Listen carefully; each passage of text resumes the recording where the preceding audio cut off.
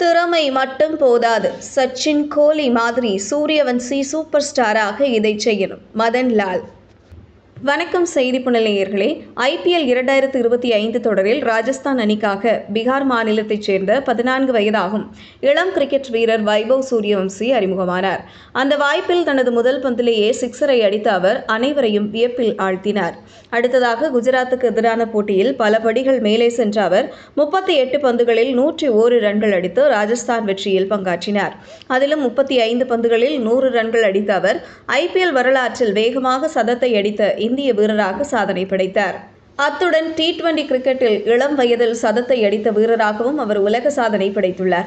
மேலும் 11 சிக்ஸர்கள் அடித்து நிறைய சாதனைகளை படைத்த அவருக்கு ஜாம்பவான் சச்சின் டெண்டுல்கர் உட்பட பலரும் பாராட்டு தெரிவித்தனர். இதேபோல அவர் தொடர்ச்சியாக விளையாடி நம்பிக்கை நட்சத்திரமாக உருவெடுப்பார் என்று எதிர்பார்க்கப்படுகிறது.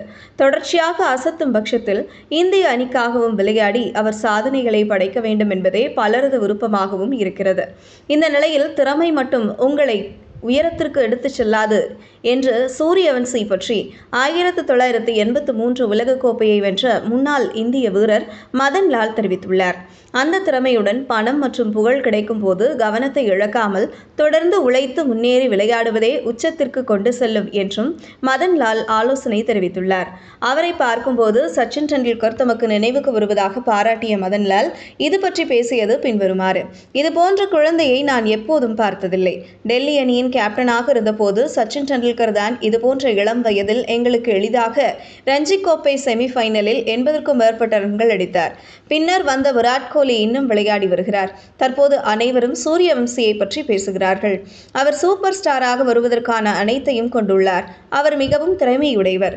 ஆனால் திறமை மட்டும் உறுதியான வெற்றியை கொடுக்காது. அவர் தொடர்ந்து கவனத்துடன் கட்டுப்பாட்டுடன் கடினமாக உழைக்க வேண்டும். அவருடைய செயல்முறைகள் சரியாக இருந்தால் பெரிய உச்சத்தை தொட முடியும் என்று நம்புகிறேன். இவை அனைத்தும் நீங்கள் எப்படி உழைக்கிறீர்கள் என்பதை பொறுத்தது. குடும்பத்தின் ஆதரவும் முக்கியம்.